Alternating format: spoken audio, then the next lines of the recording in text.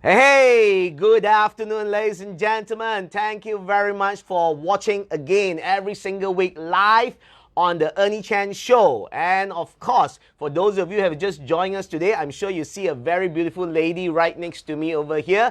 She is not just beautiful, she is a very, very brainy person, and I'll tell you why more later, why she's a brainy person and not just someone that you know and you're familiar with.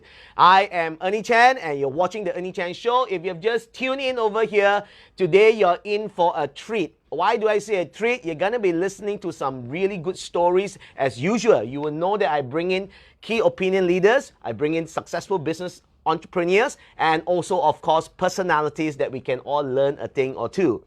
So today, we have none other than the famous and well-known personality, especially to the Cantonese community, the Mandarin community. I have none other than, ladies and gentlemen, Chui Ling. Yeah, thanks for having me. Hello, everybody. Today's Chor right? 恭喜發財. 初來恭喜發財. And of course, we are now live for the first time during Chinese New Year with my first guest, and none other than the person who's the right person to be here to share with you some of the ideas in Chinese New Year. It's my first working day after CNY. It's the first working day too, you know, and the first working day, go back and open office just now, she told me, and she's here already. Give us some ang bao and then you come here. Very good. It's always a good start of the year, yes, when we don't just give ang pao, but we also come and let the whole world know that we're having a good year ahead. Yeah. So as usual, we're going to be starting off with 3 questions for Chui Ling over here, so that we get to know her a little bit more. And she have the 3 questions to answer. We start off with the first one. You have 2 choices, yeah? Right. You have to choose on the one of the 2 choices over here. First question, nasi lemak or chicken rice?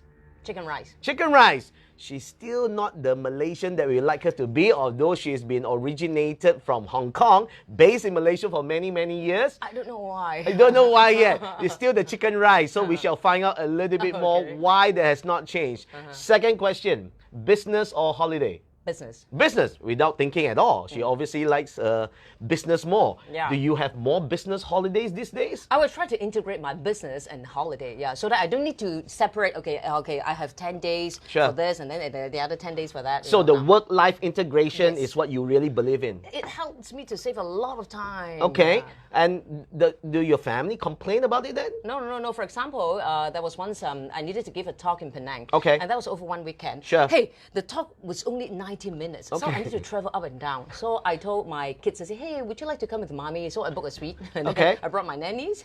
And we all traveled together. We spent a very lovely weekend in Penang. But only 90 minutes. Mommy went out to give a talk and came back. You see, that's something that a lot of these successful entrepreneur, women especially, a lot of times they tell me, it's a lot of difficulty and challenges trying to balance the family and the also work-life balance. And someone like you, for example, who's so in the open with the public figure itself, how do you actually balance that for the family to understand? That's something that they would like to know. First, you need to learn some time management skills. Okay. Number 2, you need teamwork, to be very honest. Sure.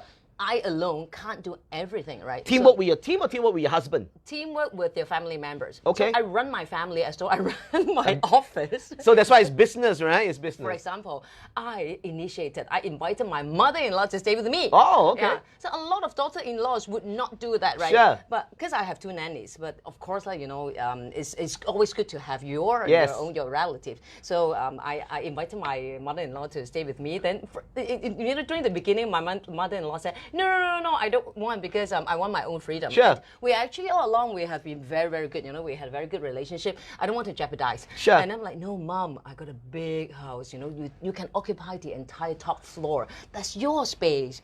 I'm like, okay, come. Then after my mother-in-law saw the unit, okay, I'll move in. So I have a manager. Sure.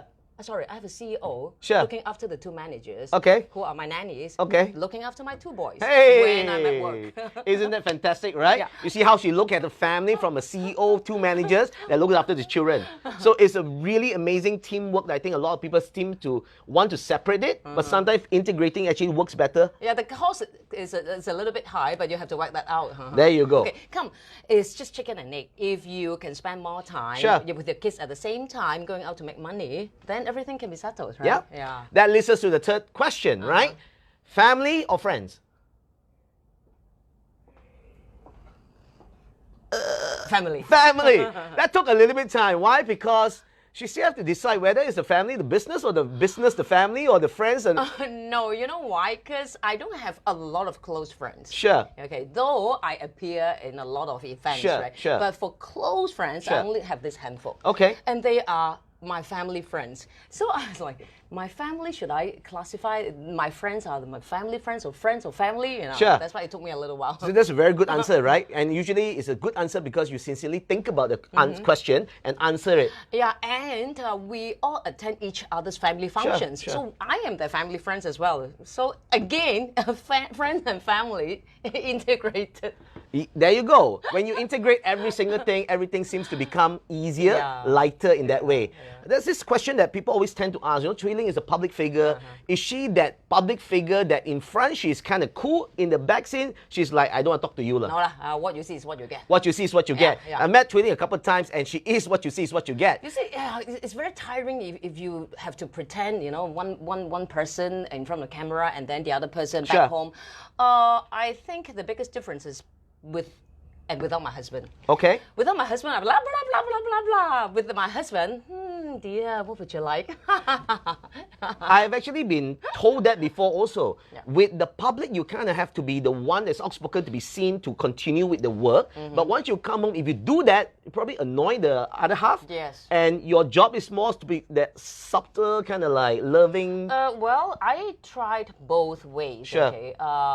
I had a very long relationship, long time ago, and that was a long relationship, 10-year relationship. Hey, longer than a lot of people's marriage, right? The current husband? No. It was previous relationship. Okay. And I did the same thing. Sure. Okay. I go out to work, you know, this is me. I come back home, this is me too.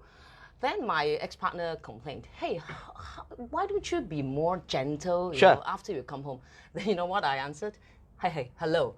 I don't have personal disorder or what kind of a different personality. Sure. Yeah, after I step into the house, it's still me. Then the relationship. That's usually how it works. As she said the first tak jalan.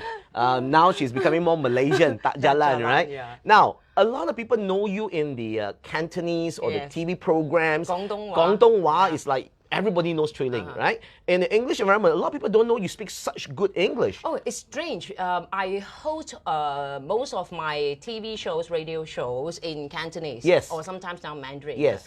But I do most or almost all my events, on-ground events, corporate events, in English. In English, right? Yeah. And I'm so not used to speaking Cantonese and Mandarin during on-ground events. It's like, you know, a situational thing. Sure. You know, you're so used to, for example, football. Yep. I'm so used to commenting football in English. Oh, okay. If you ask me to do it in Chinese, I'm like, what's forward, you know? Sure. So there's a lot of position. I suppose people think about you as Cantonese when you're on screen, and off screen you are more speaking in English. Yeah, and at home as well. At home as well. And sadly to say that my kids can't speak Cantonese. Sure, Because sure. we speak a lot of English at Sure. home. Because my husband is a banana, and then we have helper the姐姐, okay, the kaka, Sure. one Filipino and Sure. one Indonesian. So if I speak Cantonese, I did, okay. Hey, 今晚食唔食飯啊? Everybody looked at you. I'm like, so dinner, everybody, and then I have to do the translation. I have to speak both. I'm like, 2 weeks later, 好攰, I'm so tired. So I gave up. it's just a matter of being who you are to what you feel comfortable with, right? Yeah. A little bit about the past, you know. First thing first is, how in the world did you ended up in Malaysia? I don't know. Was it love? Was it work? No. Was it just... No, I just told myself when I was young that, you know, Hong Kong is so small. Sure. I remember when I was about 6 years old. Sure.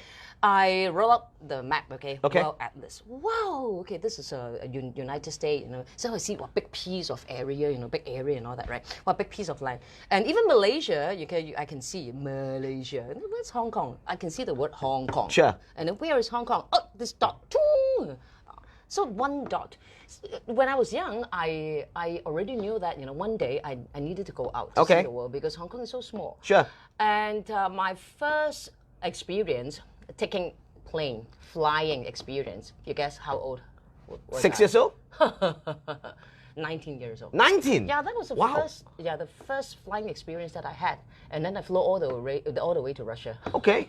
I never thought someone like you would be starting your travels so late. I grew up in a very ordinary family. Okay. If we fly, we need to fly the entire family, which was a bit costly. Sure. And my dad used to be a chef, so we are pretty okay, but not that luxurious that everybody could fly. Sure. And back in Hong Kong those days, we don't have domestic flight. Hong Kong used to be a country. That's right. 1997. So once we fly out of the country. Okay. And it didn't happen until I entered university. I told myself, cannot wait anymore. So I went to take up one term break job. Okay. Save some money. Asked from my mom some money. Mom, I want to fly.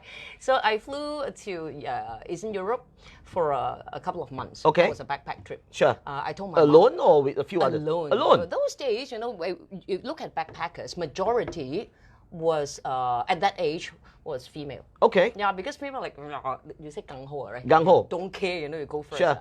And guys would be more, they would take a lot of things into consideration. Sure. So mostly the single backpackers were females. I would think of the other way around. I mean, perception-wise, that the man will be not so afraid of zhongban, like getting in trouble, right? No. A female will be like... During my time, I'm not sure about now. Right? Okay, During I think now a lot of the parents would not allow their daughters to just travel out there because it's so dangerous. I didn't tell my parents. I told them I follow some tour, that kind of thing. That's probably why, lah. And probably the first time your mom will be listening to this also, that she actually traveled alone at that time. I think if you had daughters, I know you have twin boys. If you had daughters, would you allow? There you go. I think that's exactly why. Would you allow your boys to do that? You let me know where you will be, okay? Yeah. Then mom will probably help you to do some backup plans. But I think your children will do what the mother does, which is don't tell her where they're actually going and backpack and just go. Yeah, I'm pretty sure. Yeah. So go ahead, boys, do what your mother did, but don't tell her because that's exactly what she did, right? And someday I'm sure she'll find out from somewhere.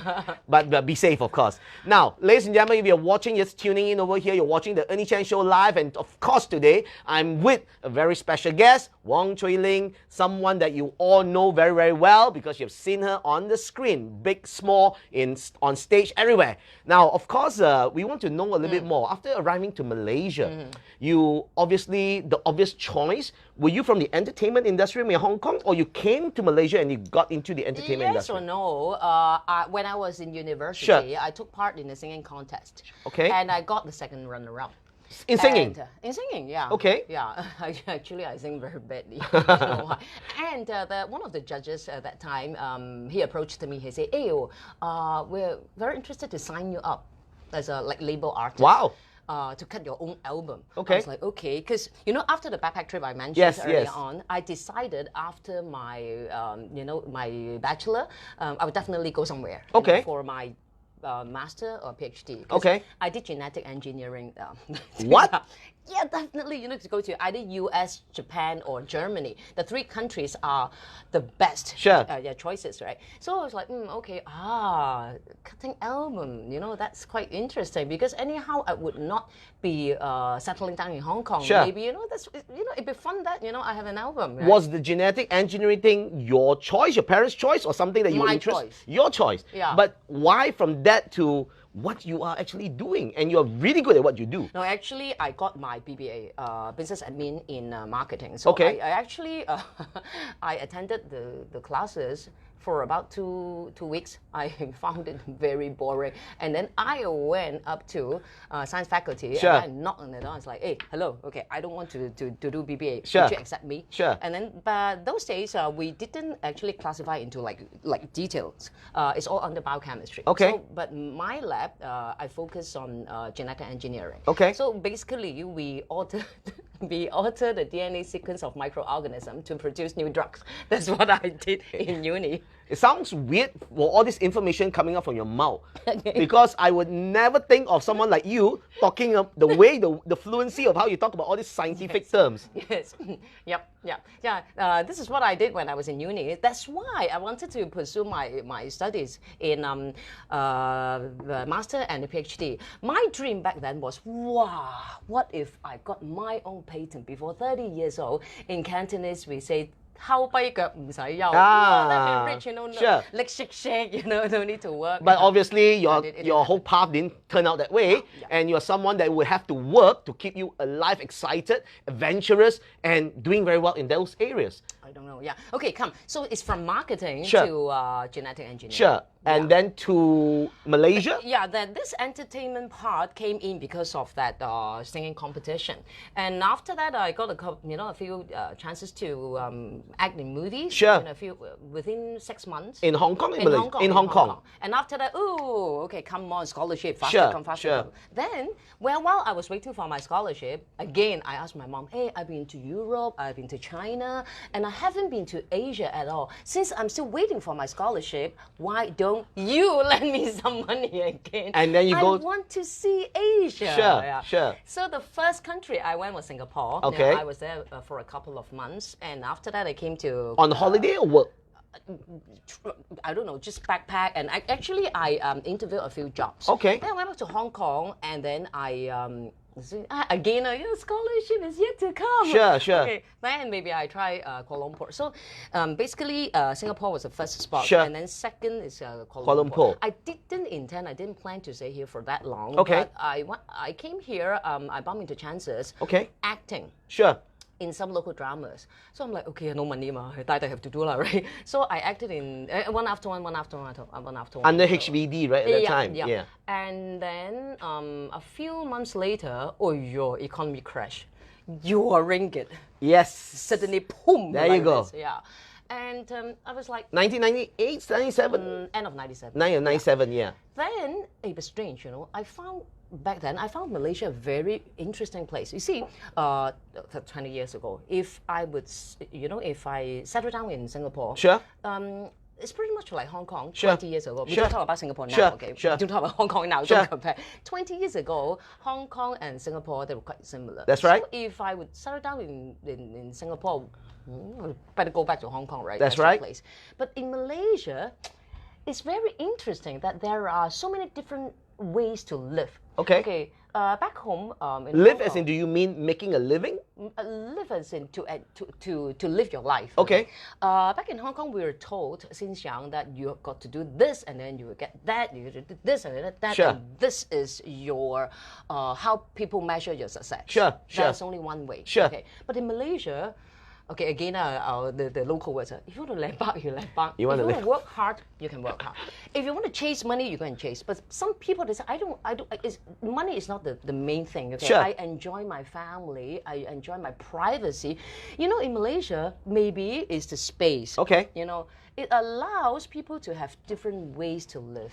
I was like, wow, that's very similar to my first backpack experience in Europe. Sure. You don't care. I live my way. Sure. And I'm like, maybe I should spend a little longer here to explore. Okay. Back then, I didn't know what happened, but eventually I found out this question: who are you, Wang Chui?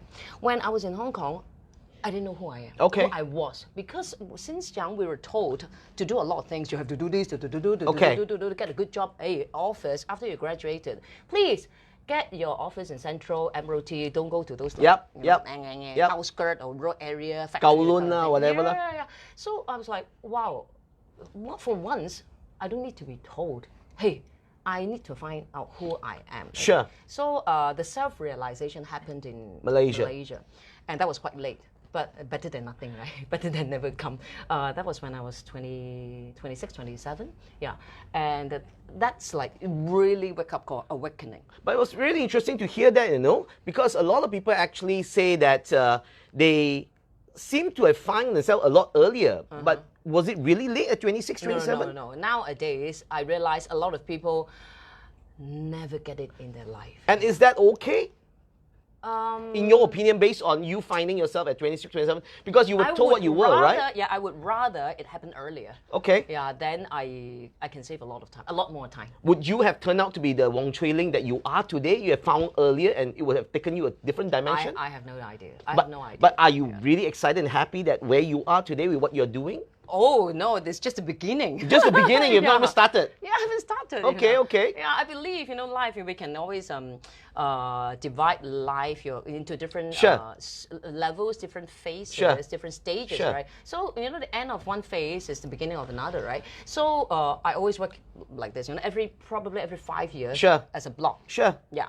And yeah, so the self-realization is Sure. really awakening. You know, Sure. why? Who are you? A few questions. Who are you, Wang Chui Ling? Then, who's Wang Chui Ling? Then, what's your strength?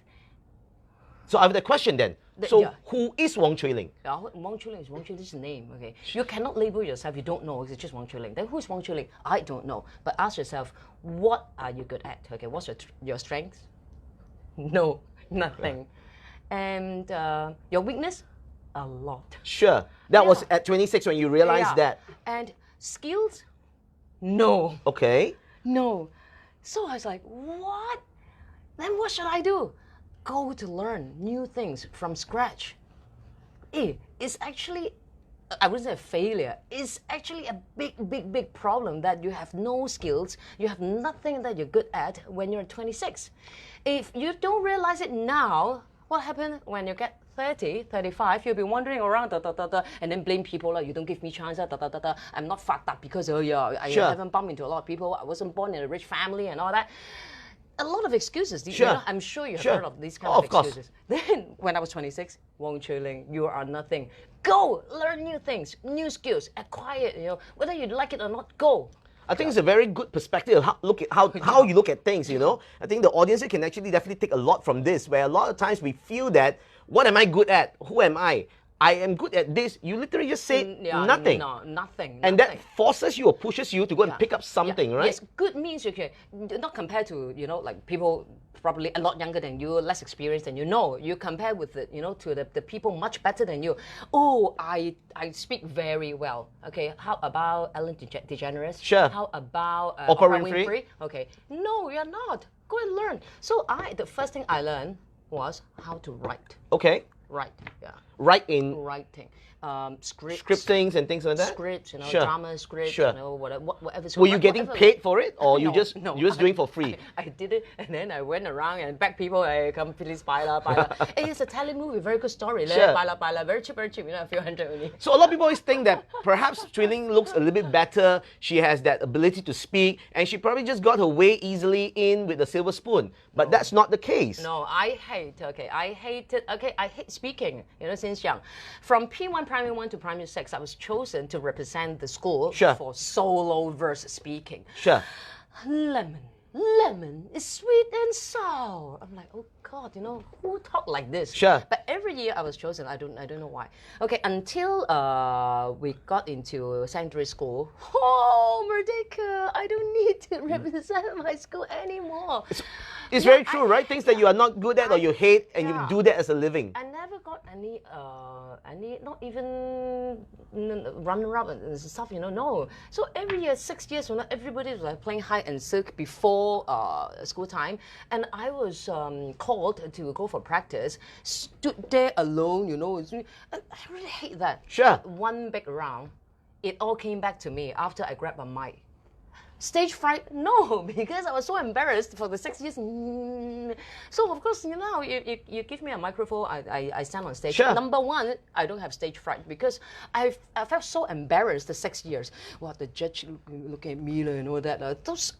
You know, the feeling, very uncomfortable, very uneasy. I went through all. So a lot of things that actually happened to you now was not planned. No. When you look back, you only can connect all these dots. You connect of the things that actually you were doing. Yeah. Why they say, hey, my hosting skill is actually, you know, to a lot of people, it is actually quite good. Sure. Because, like I said, when I found out I got nothing good at, I learned how to write. Okay. That's my script. Okay. And when I was young, I was forced, unwillingly, you know, to represent the school, to speak. Sure. So the two put together, and you give me a microphone. So that's how you become what you are today, that people recognize you for. Yes. And you get paid for. Strange, right? Strange, yeah. Very strange. So from that itself, being so well recognized, and I asked Jeff, he was on my show, the same question. He was at the peak of his career, and he took the route to become an entrepreneur, and he shared on the show saying that, you know what, I always wonder, people like yourself, people like Jeff, where you guys are already known, it will be a lot easier doing what you're doing and just continue doing what you do and make good money, and not probably have to deal with so much unnecessary as an entrepreneur. What got you to make that decision to cross over from one business to another business? And earlier you said one is not scalable, then you got to go into this is not scalable. What was that specific incident to make you realize that, you know, I could have an easier path? Why choose this entrepreneurial path that is so painful? Okay. Yeah, it is painful. It is. It's not painful. It's more challenging, I would say. Yeah. Well, in part of the process is painful to be fun with, I suppose, right? So what's the take? Okay, since young, my dream. Fatat. To be rich, very, very rich. Because of the, you know, the environment that I grew up in. Sure. Of course, money was important. Sure. And okay, to be very honest, being an entertainer or being someone in entertainment line in Malaysia, we are pretty comfortable. Yeah, you can just stay, you know, a big house. Yeah. Get a driver. Yep. Good money. Yeah, comfortable. I say Comfortable. Yeah, take a business class. You know, take a remote. You know, it's fatat lah, but not fat tai tat lah. No, that's comfortable. Comfortable. Yeah. See who you compare yourself Sure. with. Right? If I compare myself with the regular employees, sure. Yes, you know, you work shorter time, and then you know your okay, it's like your income per minute sure. is definitely much higher. Sure. But if you compare to big bosses, sure. Okay, or like yourself, okay. We are nobody. Okay, and I mean, this is not me. Okay, I think I can do better, much more. Sure. Okay, and since young, I want to do business. I want to run business. It's just that, you know, when you're in entertainment line, the business is like okay, production order, you know, a lot of us would not think out of the box. Sure. And my appetite or my direction, my intention was actually pretty clear when I started the radio show with Astro on Melody FM. My show was called Morning Boss. Yeah, I read about that, and that was pretty interesting. Was it a strategy because you were interested in that, or was it a strategy for you to get like one-on-one learning coaching from all these big bosses who have succeeded? 50-50. 50-50, right? No, actually, it's like that. I used to listen to BFM a lot. Okay. And then there are a lot of good businessmen, you know, good interviews. But the language is a problem. You know, a lot of businessmen or entrepreneurs, they're Chinese. Sure. The command of English is not as good as, you know, native English speakers. That's right. That's why, you know, a lot of time, you know, through radio, I'm sure you know, right? Yeah. They struggle a lot. You know, the way they share their business idea, convey the message, is actually compromising, you know, because of the language. That's right. So I'm like, hey, how come we don't have a Chinese program for these people to showcase whatever? Hey, some of them did great business idea. You know, they're out of Malaysia. They're doing so well in Cambodia, you know, Australia, some other places. So it so happened that, you know, Astro called me. They say, hey, Sia, we want you to come on the show. I told them K-pop, you know, prank, you know, those are not my cup of tea. Yep. So I wrote something. Again, I wrote the entire plan, Morning Boss. If you allow me, if you agree with me, this will work, I will be on board. Okay. Hey, hello. 4 a.m. Wake up at 4 a.m. to do preparation the night before as well. The night before, I read a lot of news, local news. The day next morning, I have to do preparation. What happened during my sleep? You know, the Western world. What people only see the 6 o'clock onwards, right? Yeah. So it's a lot of work. And then the business part. You know, I got to know a lot of them. Sure. And like you said, for those you don't know, and you want to know. You want to know, right? You can invite them. You have this one-on-one chit-chat session. Yeah. And that's a very precious opportunity. And from there, 6 years. 6 years, I think, you know, whatever I need to have, you know, is learn and also to be able to build. And also what I can contribute to the show. Sure.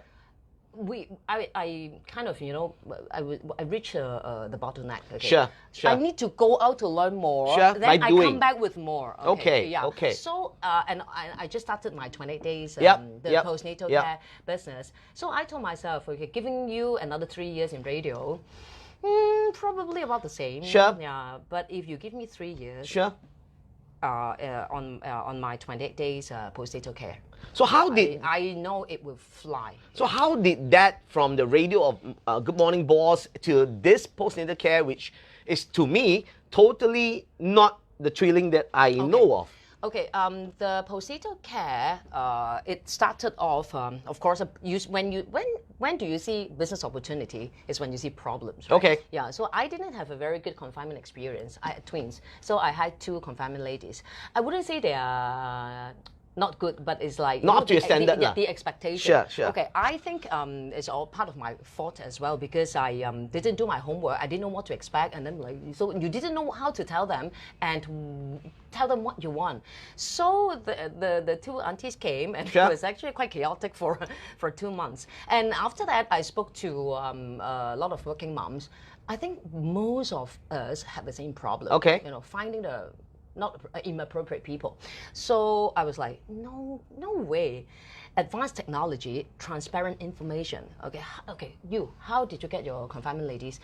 My friends refer, friends, mother, you know, and you wouldn't know who that person is sure. until ding dong, they're at your door. Oh, I am Lan Jie. Sure. And you don't know the full name of Lan Jie. You don't know how she looks like. And you don't know how good or how bad. So we started a portal. It's exactly like Grab. Okay. Grab, you look for driver. Sure. With this portal, 20 days, we listed all the confinement ladies we know. Yeah. And then you book there, you know. So we have Lan Jie's full name and okay. the picture, you know, specialty, can call, cannot call, you know, area service, year of experience, You can find, you know, you can sure. be very transparent. So throughout this process, we spoke to a lot of confinement ladies, and we realized one thing: the standard of these confinement ladies are up and down. It's not down. Yeah. Very good. You have sure. not very good. And one word: professional. Not professional. Some of them are very professional. Some of them are not. So I went to start an academy okay. to train confinement ladies. Okay. Okay, and in the past 3 years, there is a change from high demand on confinement ladies, a change from confinement ladies to confinement centers. So I started SOP workshops for confinement center operators. Sure. So from this portal to training.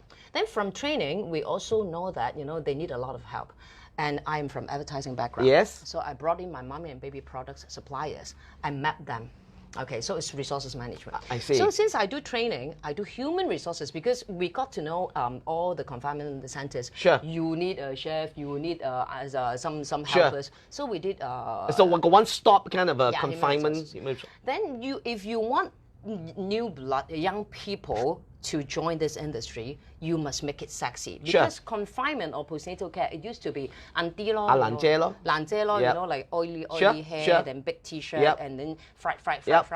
the vegetables. Ginger and stuff like that. Yeah, and then turn around, the baby cry, and then carry your baby, and then you're like, yep. oh, your oily hands are carrying my baby. No, we have to stop that, to change that. So we introduced our award, postnatal care award. Okay. We award confinement ladies, confinement centers, mommy and baby products. It's like the Oscar every year. Sure. We have done it for 2 years. Sure. We also organize international summit. Okay. Postnatal care international summit. We did it once. The second year, which is this year in April, early April. We bring in international speakers, you know, to train the local confinement people, you know, on the latest technology or, you know, the whatever knowledge needed. So last year it was held in KLCC. Wow. Professional, right? So sure. What we do is we rebrand the entire industry, making sure. it really sexy. And true enough, my first batch graduate, the age was about 58 to 60. So you actually marketed for younger generations to come in? And my latest batch, my youngest graduate, you guess? 19? 18 years old. Wow. Yeah. 18 years old becoming a confinement nanny of that sort. I think it's not nanny. I think the parents want to invest sure. In postnatal care, like confinement centers, and ask the girl to come to learn so that she can operate. So you are not operating a confinement center. No. You are operating a training academy. Yeah. And why do you quit 28 days? Because that's the entire confinement period. Okay. 7 days times 4. Okay.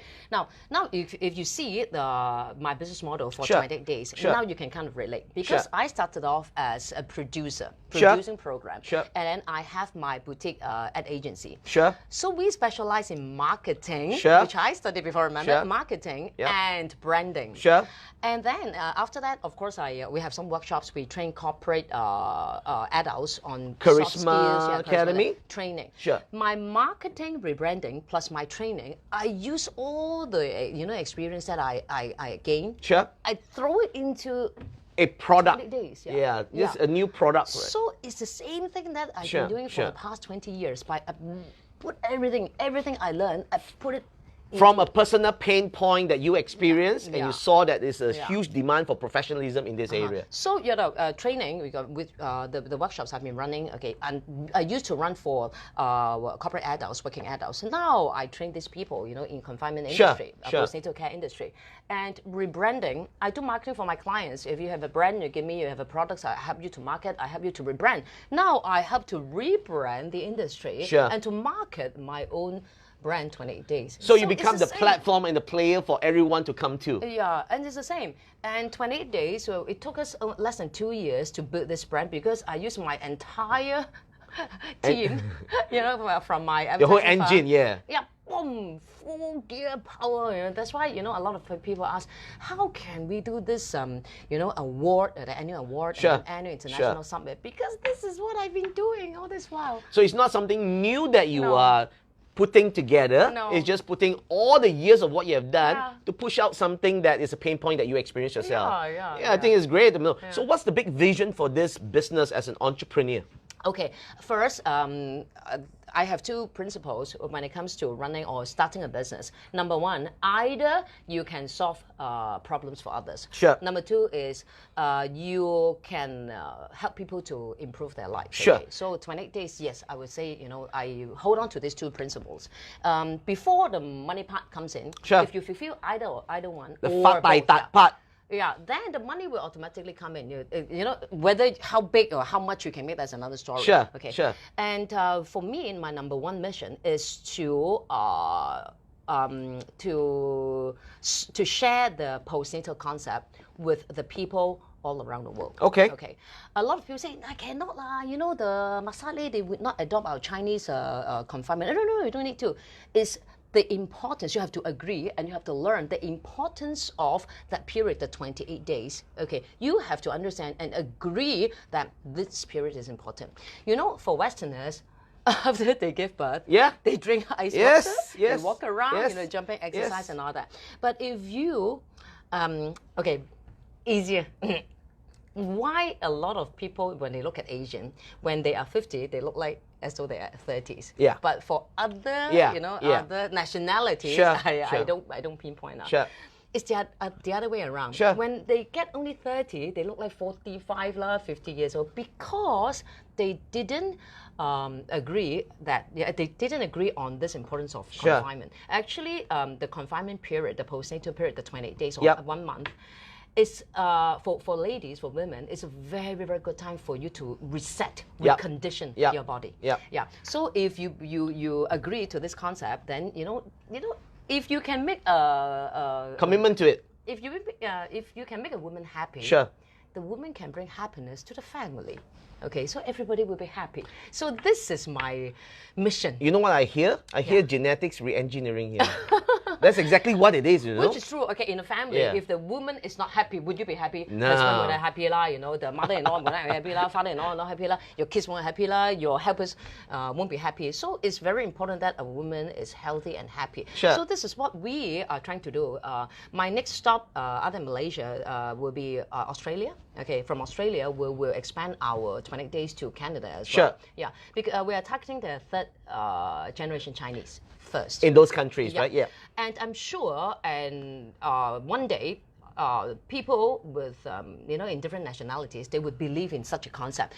It's exactly like yoga. Just like martial arts or any other. Yoga it originates in India, right? But a lot of people, they adopt and then they start to see the benefit, the therapeutic value of practicing yoga. So it doesn't really matter if it's from India or from elsewhere. Okay, it's like postnatal care. I have this mission to make everybody in this world to have this concept so that all the ladies are happy, all the men are happy. Very good. And obviously, it's not something that's going to be easy because it's anything that is controlled in a small country is always very easy, like Malaysia. Taking it abroad brings a whole different world of challenges, right? Now, just like all the entrepreneurs over here, where they are young and they're aspiring, wanting to be even successful entrepreneurs who have come onto my show, everyone who goes to a different path have a different challenge altogether. Now, I'm sure you have failed a lot. It may sound like as though Chui Ling is just having the Midas touch of making all this thing work all the time. So, your biggest failure to date, and of course, the most important thing to always remember to overcome those biggest failure that you actually experience. My biggest failure. Yeah. My biggest failure, a lot of people don't know about that, investment. Investment? Yeah, pretty bad, yeah. So you No, it was over. It was when I was very young. I see. And of course, you're probably in the worst time of your life, experiencing bad investment, losing a lot of money. Yeah. What do you tell yourself to actually come back? Because a lot of times people fail. We are all going to fail. You fail, I fail, we all fail. What do you always tell yourself? What do entrepreneurs need to tell themselves when they actually come to an obstacle or path of failure? What do you tell yourself to? Okay, first I asked myself, why did I fail? Sure. Okay, so my answer was, because I speculated. I didn't invest. Okay. I speculated. Speculate means I am riding on the wave or riding on the luck that I had. So what if the wave is against you? You know, what if your luck is not with you anymore? Meaning you have no skills. Go to learn. Back to the same thing. Go to learn. That's why after the so-called failure, you know, bad investment, I lost a lot of money when I was young. In my 20s, 24 years old. You made a lot of money and money also went back out, right? I could afford to lose 3 to 4 million Hong Kong dollars when I was 24 years old. Wow. This is how much I made before, and after that, boom, all gave back. And after that, I went to study about property investment. And that's why once in a while you see me in property talks. And then the way I talk, you know, even the experts were like, "Wow, they're咁勁嘅." I thought, you know, a celebrity talk about, you know, investment in small scale. Yes, because I paid a lot, you know. Real money to pay to lose it, right? Yeah, and because of that, you know, I went to study a lot in property, you know, and then, you know, how it is like. Actually, I'm very familiar with property investment. And touch wood, so far my investment, after that experience, all positive. I think usually you have to get burned a little bit for you to know how to do it better, right? The next time around. Now, I'm sure a lot of people also want to know, you are very close with Dato' Joey, and you do a lot of feng shui and all these pachi shows. Now, definitely you would have calculated for yourself, or he would have calculated for you, what is the year going to be like for Chui Ling? Okay. During the first couple of years, you would look at it this way, but now it actually doesn't really matter. Oh, it doesn't really matter. Because we are more and more mature, right? And then it's more about strategy. For example, I could tell my 2019 wasn't great. So a lot of people say, "Ayo, you tell me my luck no good. I tend to worry a lot, and I know a lot of worries." But to me, I knew that, you know, back in 2019, my luck wasn't with me, and a lot of obstacles, clashes, and all that. So I told, clash means you need to change. That's right. So end of 2018, I had already a plan for myself. Everything must change. Okay, I changed the way that I run my business. I changed the way that I hire people. I changed my business model, my revenue model, and I created, you see, for people in our entertainment industry, very, very few would do what I did. Take money out. Your own money. Yeah, your own money. Okay, invest in your own show. Okay? I had the One Training show. I jumped all in about more than $500,000. Okay. So a lot of people, they're very passive, right? Okay, oh, yo, this $500,000. Okay, if the clients don't give me job, I lay low. Say no. I told my team, okay, I have already budgeted this amount. Go and spend it. Okay. I want a program. My name. Okay, the One Training show. So it takes time to to grow, right? Of course. So and some other products and services, I spent a lot of money in 2019. Okay. But it's like seedling. Okay, seeds, all the seeds, and then it was actually quite. Sometimes in the middle of the night, even though you have Dato' Joy as a good friend, right? In the middle of the night, die lo. Am I doing the right thing? You know, because you see your cash going low. Depleting, right? I do something that a lot of businessmen would not, is to use your own money. But for my advertising firm, okay, I insist, you know, I am the only, they're the only boss. It's easier for me. It's more flexible for me to run. When it comes to, you know, creative stuff, you know, me, okay. So I spent a lot of money, and then the cash going lower and lower. I'm like, even my staff, hey, boss, are we still okay? Don't worry, still okay. And it was actually quite a challenging year. But I have already prepared, and I strategized it. Thank God. 2020, during the first 10 days, we have already signed 3 to 4 pretty good, pretty they're pretty, I would say big lah, you know. Sure, I think it's good enough for people like you to believe in it. I mean, it takes people like this kind of character to understand and believe that it will happen, right? And I think that's exactly what happened. So it's like this, you know, I would say, whatever your luck is how you strategize. Sure. Now, 2020, of course, I have a lot of favorable elements. Sure. Go all out, team. Go, Sure. 冲啊, You are, I'm ox and you are, okay. Yeah. So you should know lah. Yeah, strategy. Strategy. Yeah, that's I think the most important thing. Because even your luck is not as good as other people, it does not mean that you will lose money or you will fail, right? So if so, then okay, like, sit down, don't do anything. But if your luck is so bad, okay, suddenly, you know, your house will collapse and stuff, right? So don't, you know, I'm very proactive. Good. And also, I can tell you that I'm a Taurus, you know. Taurus. Okay. You would say I cannot. Who say I cannot? I will show you that I definitely can. You know, I have this. It's the character and the personality of the person who just want to make it happen. Yeah. So I'm so glad that, you know, I use it on myself. Sure. Okay? A lot of people ask me, hey, how's my luck? How's my luck? So I will always, you know, share with them those I know. I'm not as good as the real master, but you know, the surface part I can actually share with them. But I use it on myself, and I think it's pretty good, you know. Yeah, it is tough, you know. Even though we know kind of know how to calculate, but it's tough, you know. You just come here, hello. You spend like 100,000, like 1,000, and then that's another 150. That's another 300,000 and not 300. So as I said, for entertainer like me, because we are comfortable, but we're not that rich to have like big pile of cash to spend, right? And make sure your decision is correct. But I think that's exactly why you will succeed too, because you don't have that big pile of cash to burn. Whatever you spend, you would expect the ROI to come back. Yeah. And that's exactly why entrepreneurs succeed. Would that be the message that on the final part of what we will usually advise on the entrepreneurs out there, based on your personal experience, on the journey of where you came from to what you've been doing and where you're heading to, what would the message be? I mean, failures will be there, mistakes will be made. What would be the message that you want to send out to all these young entrepreneurs out there that keep them continuing on the journey to get to where they want to get to? Okay, you see, from being employed to an entrepreneur, it does not happen overnight, right? A lot of people, should I? So should I, you know, I'm looking for someone else, and should I go out and then do business by myself? It would not happen overnight. If it happens, I tell you, 9 out of 10 fail, okay? Because it always happens over a period of time. While you are working with someone, you kind of, you know, sense that, you know, I want to come out and be my own boss. Sure. And you start doing all this preparation, learning skills, and then you know, read a lot of stories. Sure. You know, you acquire a lot of different skills, knowledge, and all that. And then when you see, after you do a lot of homework, your confidence level is higher. Yeah. Then don't think too much. Go. Just and do. Yeah, just do. So it's not overnight. A lot of people, you know, they have this kind of fear because it's like today I'm being employed, tomorrow I'll be a boss. No, don't think this way. It's totally wrong. So get yourself ready, you know, over a period of time, and you know what you are lacking of is gut. Yeah. It's more of the gut of just doing it, right? When you have done enough preparation over a period of time, you realize, okay, I can't wait anymore. So take action. Then you take action.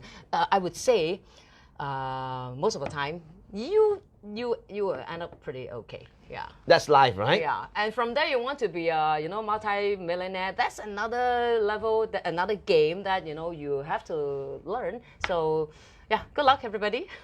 Thank you so much, ladies and gentlemen. You've been watching the Ernie Chen Show live. I think you have gotten a lot of golden nuggets over here. And as my good friend Tan Sri Dr. Ling Chai always say, I hope you caught the fish, because that fish was an expensive fish. A lot of people always think public figures like Chui Ling over here, a celebrity, would have it easy. Because why? You're a public figure. How hard can it be? But I'm sure you have heard the story, and it's never an easy path. And if anyone wants to succeed, it's about continuity, consistency. Talent is just the bonus that you get out there. So work hard, continuously, and have a great Happy New Year. And Chui Ling, any Happy New Year wishes for our audience over here? 恭喜發財，橫財就手，財源滾滾來. Okay, this is very nice to hear, but it will not happen. Work hard, you know, learn something new, re-strategize whatever you want, and take action. Okay, good luck, everybody. Thank you very much. for watching the Ernie Chen Show Live. Thank you very much, Chui Ling, for being on the show. It was a great conversation. Got to know Chui Ling a little bit better. An extremely down-to-earth person that would like to get to know better. And I'm sure you have heard and learned a lot this afternoon. Thank you very much for tuning in. We will watch you and catch you back next week with another celebrity, another KOL, another successful business entrepreneur on the Ernie Chen Show. Till then, positive peace for 21-9 and Kang Si Fat Chai. Bye-bye. Bye.